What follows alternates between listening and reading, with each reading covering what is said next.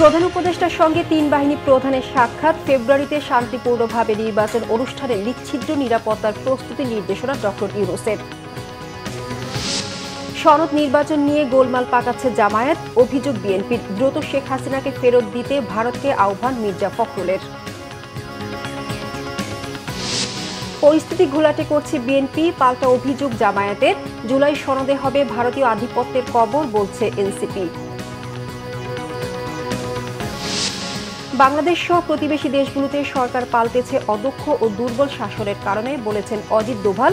শেখ হাসিনাকে থামানোর আহ্বান সুব্রত চৌধুরীর। দেখছিলেন ক্রাউন সিমেন্ট সংবাদ শিরোনাম, এবার বিস্তারিত। আগামী ফেব্রুয়ারিতে অনুষ্ঠেয় ত্রয়োদশ জাতীয় সংসদ নির্বাচন যেন শান্তিপূর্ণ ও নিশ্ছিদ্র নিরাপত্তা বজায় থাকে, সেই জন্য সব ধরনের প্রস্তুতি নিতে তিন বাহিনীর প্রধানকে নির্দেশনা দিয়েছেন প্রধান উপদেষ্টা প্রফেসর মোহাম্মদ ইউনূস। শনিবার সন্ধ্যায় সেনাবাহিনী প্রধান জেনারেল ওয়াকারুজ্জামান, নৌবাহিনী প্রধান অ্যাডমিরাল মোহাম্মদ নাজমুল হাসান ও বিমান বাহিনী প্রধান air chief marshal Hasan Mahmud Khan রাষ্ট্রীয় অতিথি ভবন যমুনায় প্রধান উপদেষ্টার সঙ্গে সাক্ষাৎ করেন। এ সময় নির্বাচনের জন্য সামরিক বাহিনীর সব ধরনের প্রস্তুতি নেওয়ার বিষয়ে প্রধান উপদেষ্টাকে অবহিত করেন তিন বাহিনী প্রধান। ওই বৈঠকেই প্রধান উপদেষ্টা এ নির্দেশনা দেন। এ সময় জাতীয় নিরাপত্তা উপদেষ্টা ডক্টর খলিলুর রহমান উপস্থিত ছিলেন। বৈঠকে জাতীয় নিরাপত্তার পাশাপাশি দেশের আইন শৃঙ্খলা রক্ষায় সামরিক বাহিনীর সদস্যদের কঠোর পরিশ্রমের জন্য সাধুবাদ জানান প্রধান উপদেষ্টা। নির্বাচন ঘিরে আইন শৃঙ্খলা রক্ষায় ৯০,০০০ সেনা সদস্য, নৌবাহিনীর ২৫০০ সদস্য এবং বিমান বাহিনীর কিছু সদস্য মোতায়েন থাকবে বলে জানানো হয়েছে। বিএনপি মহাসচিব মির্জা ফখরুল ইসলাম আলমগীর দ্রুত শেখ হাসিনাকে ফেরত দিতে ভারত সরকারের প্রতি আহ্বান জানিয়েছেন। তিনি বলেন, ভারত বাংলাদেশের মানুষের বিরোধিতা করলে এদেশের মানুষ মেনে নেবে না। আর বিএনপির স্থায়ী কমিটির সদস্য অবসরপ্রাপ্ত মেজর হাফিজউদ্দিন আহমেদ বলেছেন, দেশের জন্য জুলাই সনদ প্রয়োজন নেই, কারো কারোর জন্য হতে পারে।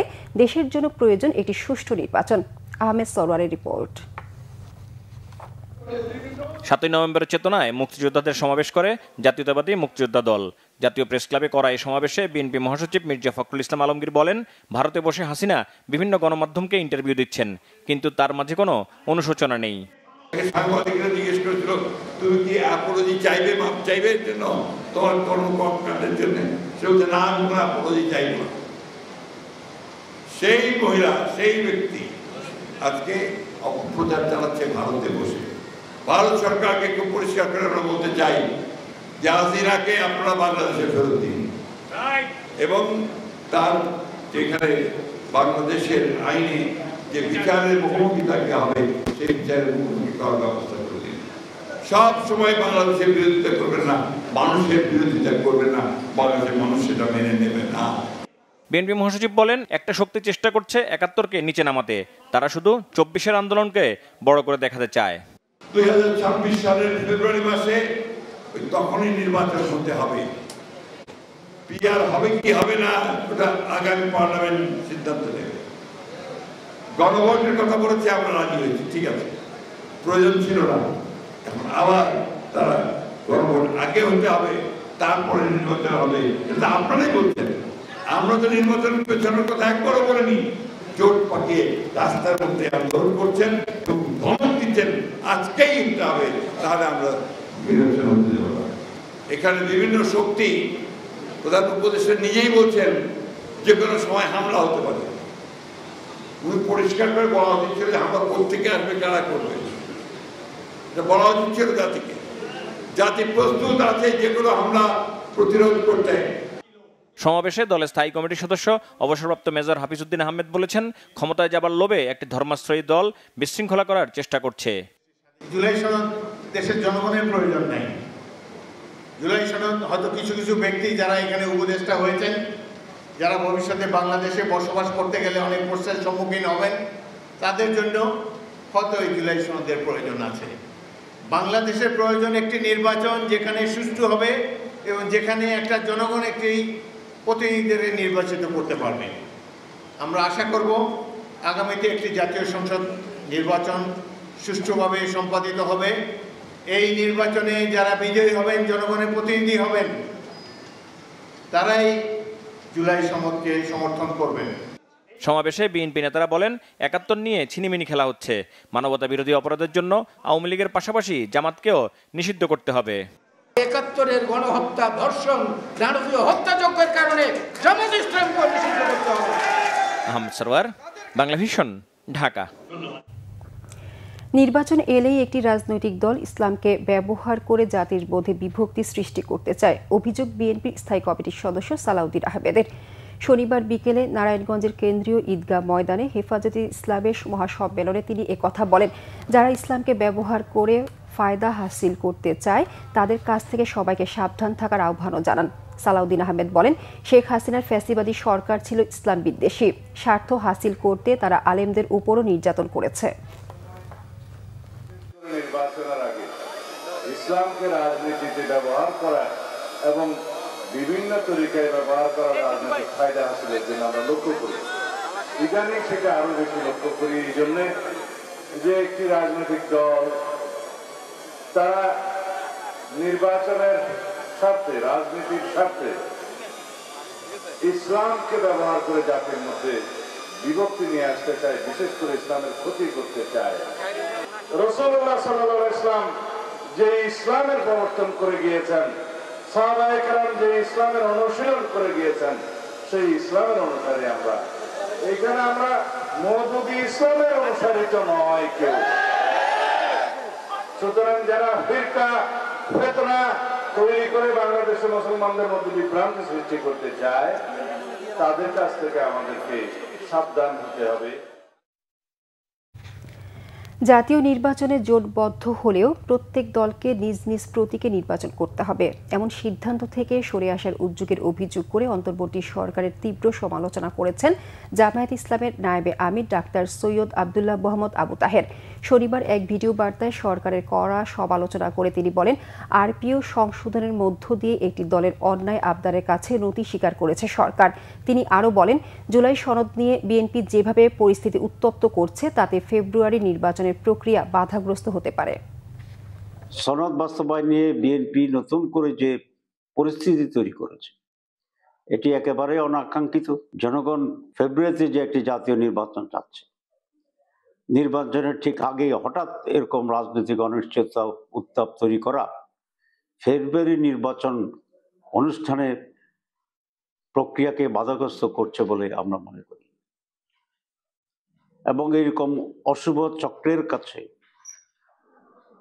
প্রধান উপদেষ্টা নতি স্বীকার করবেন, বশ্যতা স্বীকার করবেন এবং ষড়যন্ত্রের কাছে নতি স্বীকার করে সনদকে আইনি ভিত্তি দেওয়ার ক্ষেত্রে পিছিয়ে যাবেন, এটা আমরা আশা করি না। এদিকে জামায়াত ইসলামীর আমির ডাক্তার শফিকুর রহমান বলেছেন, জাতীয় নির্বাচনের আগে গণভোট না হলে এর কোনো মূল্য নেই। পূর্ব লন্ডনের হোয়াইট চ্যাপেল রোডের একটি হোটেলে শুক্রবার এক সংবাদ সম্মেলনে ডাক্তার শফিকুর রহমান বলেন, জামায়াত কখনো মিথ্যা আশ্বাস দেয় না, যা করতে পারবে তাই বলে। জামায়াত ক্ষমতায় গেলে দুর্নীতির বিরুদ্ধে যুদ্ধ ঘোষণা করবে এবং তা কাজের মাধ্যমে প্রমাণ করবে। ডাক্তার শফিকুর বলেন, প্রবাসীরা দেশের অর্থনীতির একটি বড় চালিকা শক্তি, তাদের অধিকারের প্রশ্নে কোনো আপোষ করা হবে না। গুম খুনের অভিযোগে অভিযুক্ত 25 সেনা কর্মকর্তার বিচার প্রসঙ্গে তিনি বলেন, জামায়াত যে কোনো অপরাধের বিরুদ্ধে, কোনো ধরনের অপরাধ ছাড়া যারা মানুষের উপর হত্যা, নির্যাতন, নিপীড়ন চালিয়েছেন এবং অপরাধের সাথে যারা জড়িত ছিল তারা সেনাবাহিনীর লোক না অন্য কেউ, সেটা ম্যাটার করে না। কারা নির্বাচনের পক্ষে আর কারা বিপক্ষে এ নিয়ে মেরুকরণের শঙ্কায় বিএনপি নেতারা। অন্য দলের নেতারা বলছেন, জাতীয় নির্বাচনের আগে গণভোট চাওয়া রাজনৈতিক স্ট্যান্ডবাজি ছাড়া অন্য কিছু নয়। শনিবার রাজধানীতে এক সংলাপে রাজনীতিকরা বলেন, কোনো দল বিরোধী দল হওয়া কিংবা আসন ভাগাভাগির দর কষাকষি করতেই ভোটের আগে গণভোটের দাবিতে সোচ্চার হয়ে উঠেছে। জিয়াউল হক সবুজের রিপোর্ট। বিভিন্ন রাজনৈতিক দলের কর্মীদের নিয়ে কর্মশালার আয়োজন করে Centre for Governance Studies CGS. Politics lab নামের এই পাবলিক ডায়ালগে অংশ নেন BNP, CPB, AB party, NCP ও গণ অধিকার পরিষদের নেতারা। তাদের মতে ঐক্যমত্য প্রতিষ্ঠায় জাতীয় ঐক্যমত্য কমিশন অনৈক্যের আনুষ্ঠানিক দলিল রেখে গেছেন।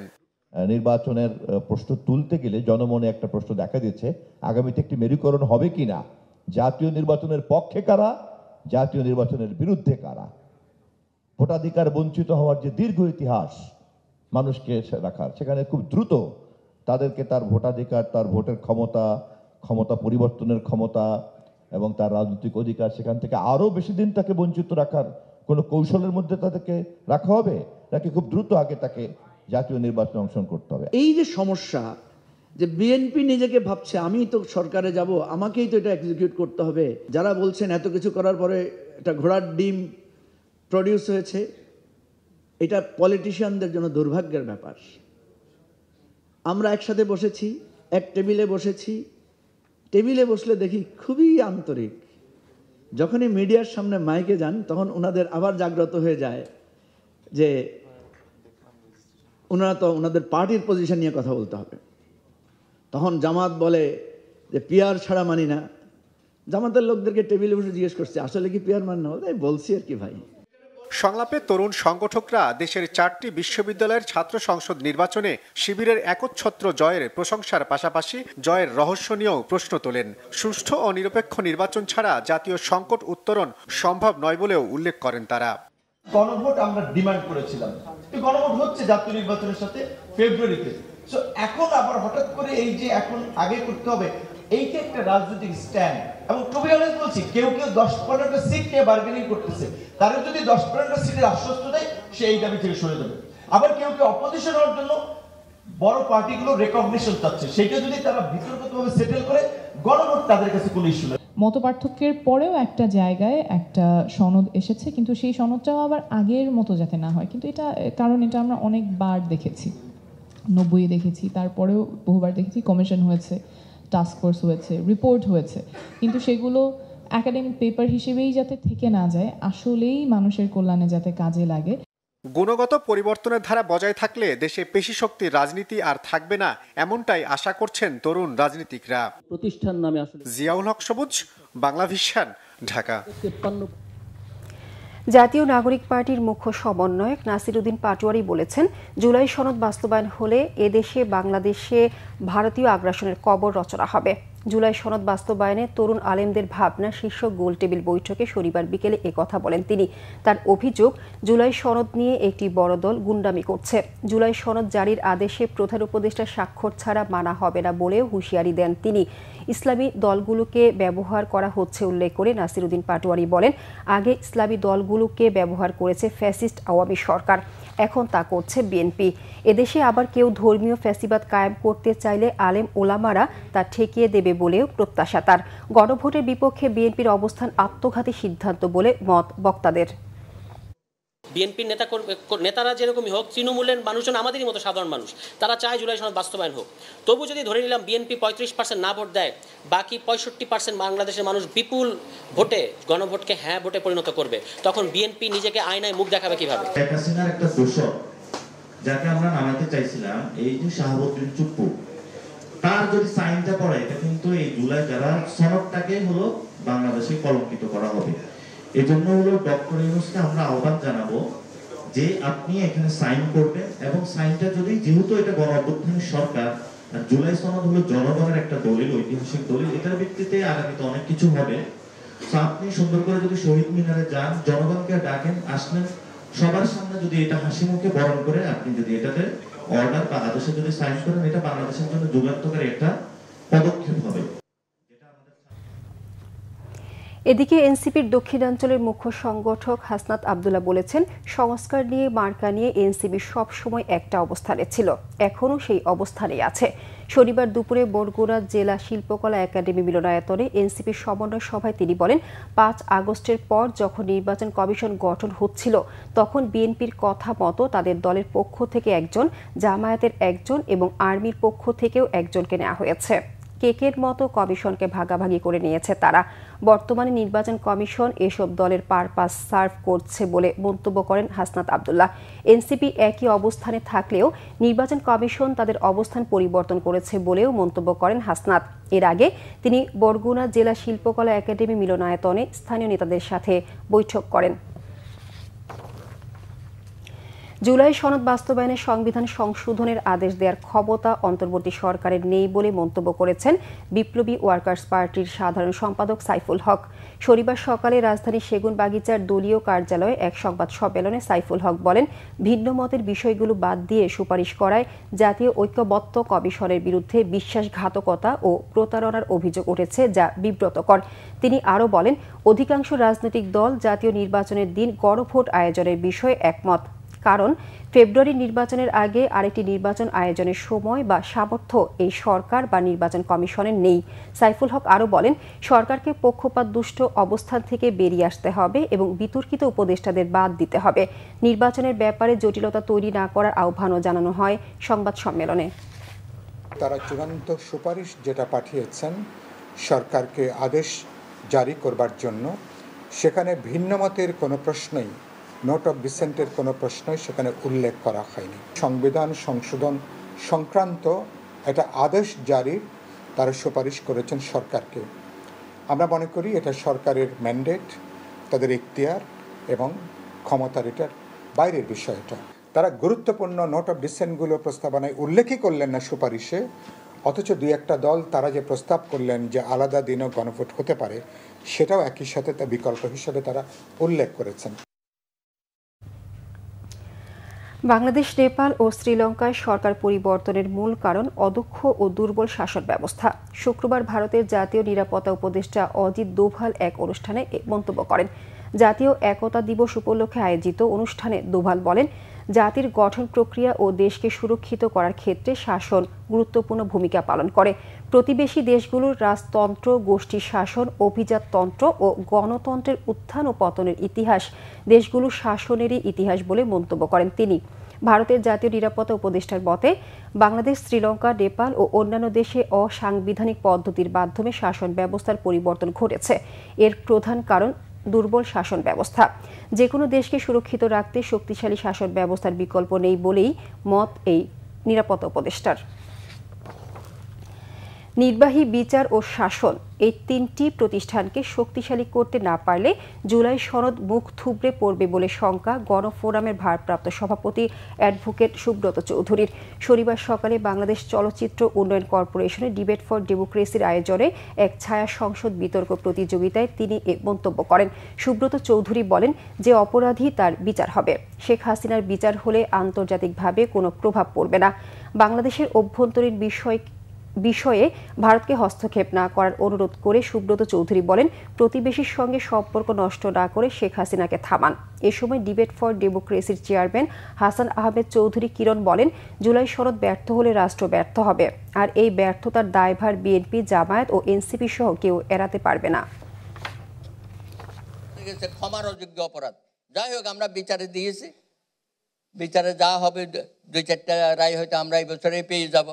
দ্রুত গতিতে চলছে কাজ।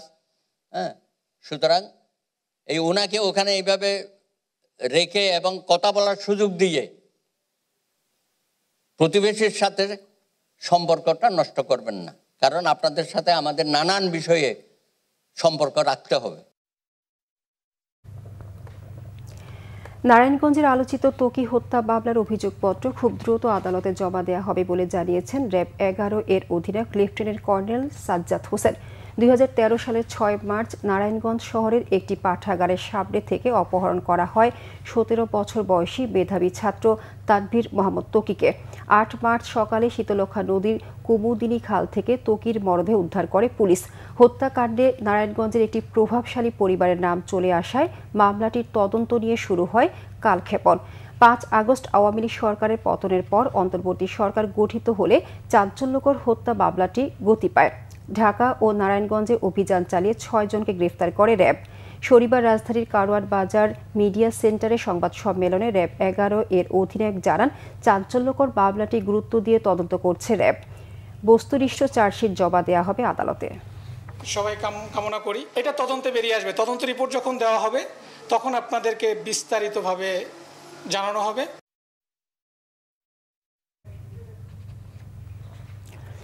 নির্বাচন সামনে রেখে আসন ভিত্তিক যোগ্য প্রার্থী বাছাই করছে এনসিপির বিশেষ কমিটি। প্রথম ধাপে নভেম্বরের শুরুতেই ৭০ থেকে ৮০টি আসনে প্রার্থীদের গ্রিন সিগন্যাল দিতে চায় দলটি। পাশাপাশি রাখা হচ্ছে ৩০০ আসনে প্রার্থী দেওয়ার প্রস্তুতি। নাবিল জাহাঙ্গীরের রিপোর্ট, ক্যামেরায় লিটন খান। ২৪-এর ছাত্র জনতার অভ্যুত্থানের ফ্রন্টে থাকা শিক্ষার্থীদের নেতৃত্বে গত ফেব্রুয়ারিতে রাজনীতিতে যাত্রা শুরু করে জাতীয় নাগরিক পার্টি এনসিপি। এনসিপির পথচলার ১ বছর পূরণ হওয়ার আগেই দেশে জাতীয় নির্বাচনের আমেজ। ফেব্রুয়ারিতেই নির্বাচনের জোর আয়োজন। পছন্দের প্রতীক কিংবা জুলাই সনদ নিয়ে ইস্যু থাকলেও নির্বাচন সামনে রেখে প্রস্তুতি রাখতে চায় এনসিপি। দলটির নেতারা জানালেন, আসন ভিত্তিক যোগ্য প্রার্থী বাছাইয়ের কাজ চলছে তাদের। কিছু জায়গায় পরিষ্কার হয়েছে যে কারা কোন আসন থেকে সম্ভাব্য দাঁড়াবেন, তাদেরকে বলা হয়েছে তাদের কাজ অব্যাহত রাখতে। বাকিটা আমাদের নির্বাচন টিম এবং একটা নমিনেশন বোর্ড হচ্ছে, তারা সেখানে তখন প্রার্থীদেরকে কনফার্ম করবে। দল খুব গোপনীয়তার সাথে একটি অনুসন্ধান কমিটি করেছে এবং দুজনকে দায়িত্ব দেওয়া হয়েছে এবং তাদের টিম সারা বাংলাদেশে খোঁজখবর নিচ্ছে। নভেম্বরের শুরুতেই ৭০ থেকে ৮০টি আসনের প্রার্থী চূড়ান্ত করবে এনসিপি। বাকিগুলো হবে ধাপে ধাপে।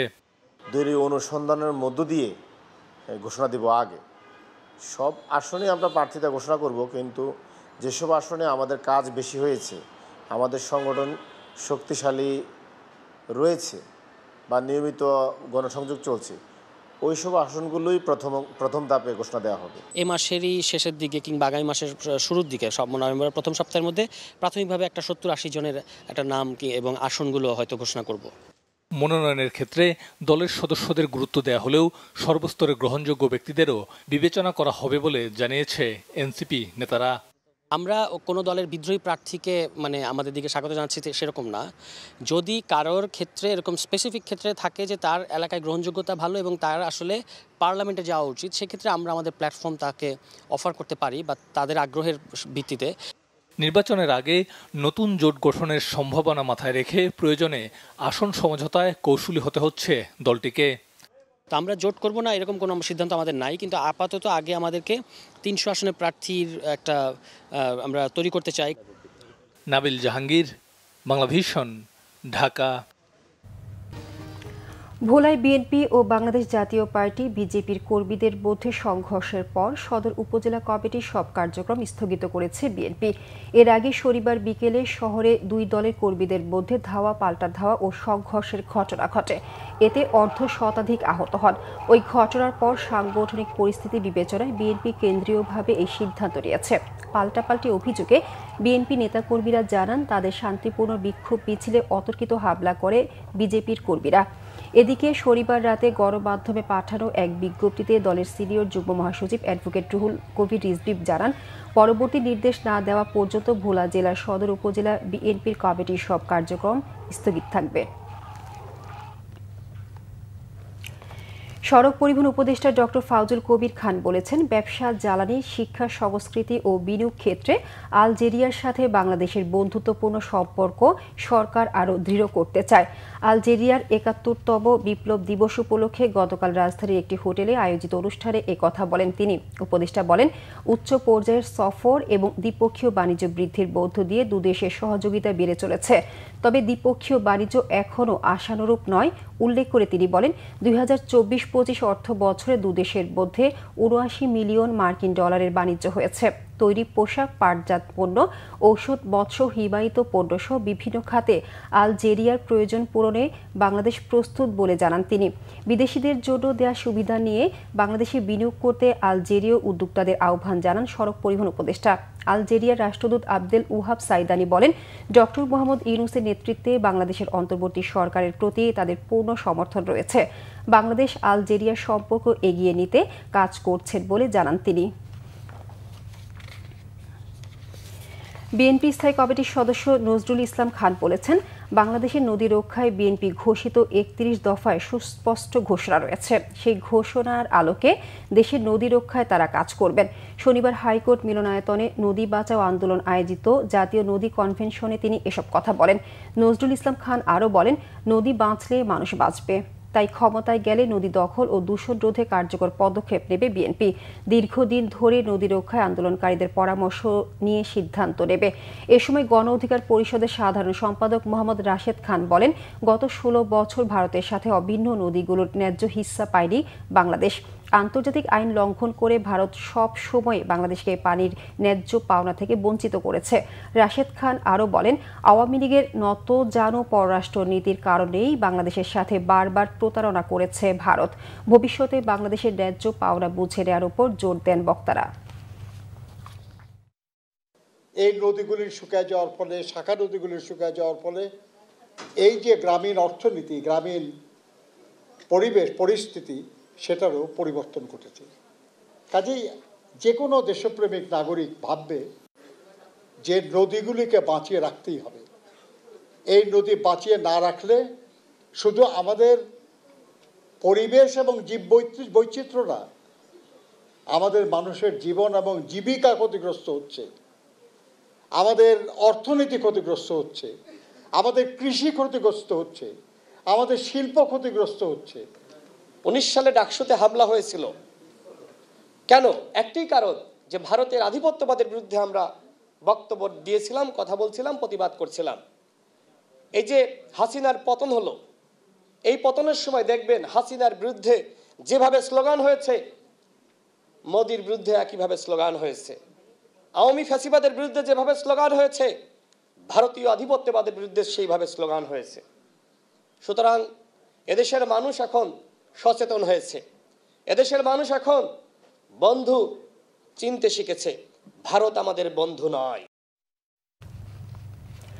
হঠাৎ হৃদযন্ত্রের ক্রীড়া বন্ধ হয়ে গেলে তাৎক্ষণিক করণীয় ও জীবন রক্ষাকারী সিপিআর বিষয়ে সেমিনার হয়েছে ঢাকা বিশ্ববিদ্যালয়ের টিএসসিতে। শনিবার সকালে এক্স নটো ডেমিয়ান্স ওয়েলফেয়ার ফাউন্ডেশন ও জাতীয় হৃদরোগ ইনস্টিটিউট ও হাসপাতালের উদ্যোগে সিপিআর ট্রেনিং ও হেলদি হার্ট নামে সেমিনার অনুষ্ঠিত হয়। হৃদরোগ হাসপাতালের বিশেষজ্ঞ চিকিৎসকরা হৃদরোগ প্রতিরোধে প্রয়োজনীয় পরামর্শ, রক্তচাপ, সুগার, ফ্যাট নিয়ন্ত্রণ, সঠিক ব্যায়াম ও খাদ্যাভ্যাস বিষয়ে ধারণা দেন। পাশাপাশি হঠাৎ হৃদযন্ত্রের ক্রীড়া বন্ধ হয়ে গেলে তাৎক্ষণিক করণীয় ও জীবন রক্ষাকারী সিপিআর বিষয়ে ধারণা দেন। আলোচকরা বলেন, একটু সচেতন হলেই ৮০% হৃদরোগ ও স্ট্রোক প্রতিরোধ করা যায়। ঢাকা বিশ্ববিদ্যালয়ের ছাত্র, শিক্ষক ও কর্মকর্তা কর্মচারীদের জন্য এই আয়োজন করা হয়। ডেঙ্গুর প্রকোপ বেড়েছে বিভাগীয় শহর ময়মনসিংহে। এক মাসেই হাসপাতালে ভর্তি হয়েছেন ১৫০০ রোগী। ডেঙ্গুতে এ পর্যন্ত নগরীতে মারা গেছেন ১২ জন। ডেঙ্গুর ভয়াবহতা রোধে মশক নিধন সহ প্রয়োজনীয় পদক্ষেপ নেওয়ার দাবি সংশ্লিষ্টদের। ময়মনসিংহ প্রতিনিধি অমিত রায়ের তথ্য ছবিতে ডেস্ক রিপোর্ট। রাজধানী ও এর বাইরে প্রতিদিনই বাড়ছে ডেঙ্গুর প্রকোপ। ময়মনসিংহ মেডিকেল কলেজ হাসপাতালে ডেঙ্গু ওয়ার্ডে প্রতিদিনই বাড়ছে রোগীর ভিড়। তাদের অনেকেই বেড না পেয়ে মেঝেতে চিকিৎসা নিচ্ছে। নগরীতে এ পর্যন্ত ডেঙ্গুতে আক্রান্ত হয়ে ১২ জনের মৃত্যু হয়েছে। অনেক ব্যথা, সারা শরীর ব্যথা, মাথা ব্যথা। পরে শুক্রবার সকালবেলা আসলাম, টেস্ট করালাম, সন্ধ্যায় ধরা পড়ছে ডেঙ্গু পজিটিভ। চিকিৎসা হচ্ছে, কিন্তু টয়লেটের ব্যবস্থাটা একবারে বাজে, মানে পরিষ্কারটা হয়ই না মনে হয়। ডেঙ্গু থেকে আপনার এরপরে শরীর ব্যথা, এরপরে কাশি। এখন কাশি থেকে আপনার গলা দিয়ে রক্ত যায়। খাবার রুচিলে বমি ভাব হয়ে যায়, বমি করে দিই, খাইতে পারি না এখন পর্যন্ত। খাওয়া অরুচি হিসাবে কালকে পরে পরীক্ষা দিলাম, পরীক্ষা দিলে ডেঙ্গু ধরা পড়লো। আগে তো সপ্তাহে সপ্তাহে ধোয়া দিত তারা, মশা মারার। এখন তো তারা কোনো কিছুই দেখতেছি না, তারা আসে না। আমরা কিন্তু আসলে আতঙ্কে আছি এই মশার জ্বালায়, দিনে রাত্রে সমানে কামড়ায়। সিটি কর্পোরেশন যাতে দ্রুত ব্যবস্থা করে। রোগী সামাল দিতে হিমশিম খাচ্ছে নার্স ও চিকিৎসকরা। সংক্রমণ ঠেকাতে জনগণের মধ্যে সচেতনতা বাড়ানোর পাশাপাশি সিটি কর্পোরেশনের মশক নিধন কর্মসূচি বাড়ানোর পরামর্শ চিকিৎসকের। সিটি কর্পোরেশনের আস্তে আস্তে কাজ শুরু করেছে, কিন্তু তাদের মশা নিধন কর্মসূচি আরো জোরদার করা উচিত। কখনোই মশারি ছাড়া থাকবেন না। বয়স্ক মানুষ, আদার কিছু ডিজিজ কোমরবিডিটি আছে, তাদের যদি জ্বর আক্রান্ত হন তারাও কিন্তু হাসপাতালে আসতে হবে। সচেতনতামূলক লিফলেট বিতরণ ও মাইকিং এর উদ্যোগ নিয়েছে সিটি কর্পোরেশন। সিটি কর্পোরেশনকে মূলত এই ড্রেন পরিষ্কার করার দায়িত্ব নিতে হবে। ড্রেন পরিষ্কার করা, ড্রেনে রীতিমতো লার্ভাসাইড এবং অ্যাডাল্টিসাইড ব্যবহার করা। ময়মনসিংহ নগরীর 33টি ওয়ার্ডে 20 জন পরিচ্ছন্ন কর্মী দ্বারা মশক নিধন চলছে। এর মধ্যে 40টি ফগার মেশিন থাকলেও সচল আছে মাত্র 6 থেকে 7টি মেশিন। শর্মিলা কেয়া, বাংলা ভিশন নিউজ ডেস্ক। ভেনেজুয়েলার ভেতরে হামলা চালানোর পরিকল্পনা নেই বলে জানিয়েছেন মার্কিন প্রেসিডেন্ট ডোনাল্ড ট্রাম্প। শুক্রবার এয়ারফোর্স ওয়ানে এক সাংবাদিকের প্রশ্নের উত্তরে এমনটি জানান তিনি। যদিও দেশটির আশেপাশে যুক্তরাষ্ট্রের সামরিক উপস্থিতির কারণে হামলার আশঙ্কা তৈরি হয়েছে। এর আগে প্রেসিডেন্ট ট্রাম্পের নির্দেশে ক্যারিবীয় অঞ্চলে গাইডেড মিসাইল ডেস্ট্রয়ার F-35 যুদ্ধ বিমান, একটি পারমাণবিক সাবমেরিন এবং কয়েক হাজার সেনা মোতায়েন করা হয়। আগামী কয়েক সপ্তাহের মধ্যে ক্যারিবীয় এলাকায় মার্কিন রণতরী পৌঁছানোর কথা রয়েছে। ভেনেজুয়েলায় সামরিক লক্ষ্যবস্তুতে হামলার প্রস্তুতি নিচ্ছে যুক্তরাষ্ট্র। আন্তর্জাতিক গণমাধ্যমে এমন প্রতিবেদন প্রচার করা হয়েছে। এর আগে মার্কিন পররাষ্ট্রমন্ত্রী মার্কো রুবিও হামলার বিষয়টি নাকচ করেছেন। বিভিন্ন গণমাধ্যম ভুয়া খবর প্রচার করছে বলে দাবি তার। নাজমুল হোসেন শান্তই থাকছেন জাতীয় দলের টেস্ট অধিনায়ক নিশ্চিত করেছেন বাংলাদেশ ক্রিকেট বোর্ড। তার মেয়াদ থাকবে 2025 থেকে 2027 সালের টেস্ট চ্যাম্পিয়নশিপ পর্যন্ত। শ্রীলঙ্কার বিপক্ষে গত জুনে বাংলাদেশ সবশেষ টেস্ট সিরিজ খেলেছিল। সিরিজের শেষ টেস্টে ইনিংস ব্যবধানে হারের পর সংবাদ সম্মেলনে এই ফরম্যাটে বাংলাদেশের অধিনায়কত্ব ছাড়ার ঘোষণা দেন নাজমুল হোসেন শান্ত। এরপর থেকে বাংলাদেশ আর টেস্ট খেলেনি। নতুন অধিনায়কের নামও ঘোষণা করেনি বিসিবি। এবার বিসিবি জানিয়েছে শান্তই অধিনায়কত্ব চালিয়ে যাবেন। 2025-2027 টেস্ট চ্যাম্পিয়নশিপ চক্রে বাংলাদেশকে নেতৃত্ব দেবেন শান্ত। আজ বিসিবি এক সংবাদ বিজ্ঞপ্তিতে তথ্য নিশ্চিত করেছে। বিসিবি সভাপতি আমিনুল ইসলাম বুলবুল মনে করেন, শান্তর নেতৃত্ব গুণ দলের উন্নতিতে ছাপ ফেলেছে এবং অধিনায়ক হিসেবে মাঠে তার উপস্থিতি দলকে অনুপ্রাণিত করে। এবছর 3 ফরম্যাটে আলাদা আলাদা অধিনায়কের নাম ঘোষণা করে বাংলাদেশ ক্রিকেট বোর্ড। এরপর টেস্টের নেতৃত্ব থেকে নিজেকে সরিয়ে নেন শান্ত। বিসিবি থেকে অধিনায়কত্ব নিয়ে তার সিদ্ধান্ত পুনর্বিবেচনার অনুরোধ করা হলে প্রথমে অস্বীকৃতি জানান শান্ত। পরে আলোচনার মাধ্যমে টেস্টের নেতৃত্ব কাঁধে তুলে নেন তিনি। ক্রিকেট। জাতীয় ক্রিকেট লিগ NCL এর দ্বিতীয় রাউন্ড শুরু হয়েছে গতকাল। শনিবার প্রথম দিনে সিলেটে ছিল বৃষ্টির দাপট। ঢাকায় বোলারদের তাণ্ডব আর কক্সবাজারের 2 ম্যাচে 3 ব্যাটসম্যান করেছেন সেঞ্চুরি উৎসব। জাতীয় লিগের প্রথম ম্যাচে জয় নিয়ে পয়েন্ট টেবিলের শীর্ষে খুলনা। তবে মিরপুর শেরে বাংলায় রাজশাহীর বিপক্ষে সৌম্য বিরাজদের প্রথম ইনিংসটি সুখকর হয়নি। অল আউট হয়েছে মাত্র 121 রানে।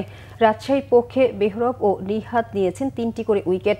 জবাবে দিন শেষে রাজশাহী 3 উইকেটে তুলেছে 87 রান। খুলনার চেয়ে তারা পিছিয়ে আছে 34 রানে। সিলেট একাডেমি মাঠে ঢাকা ও সিলেটের ম্যাচে বাদ সেধেছে বৃষ্টি।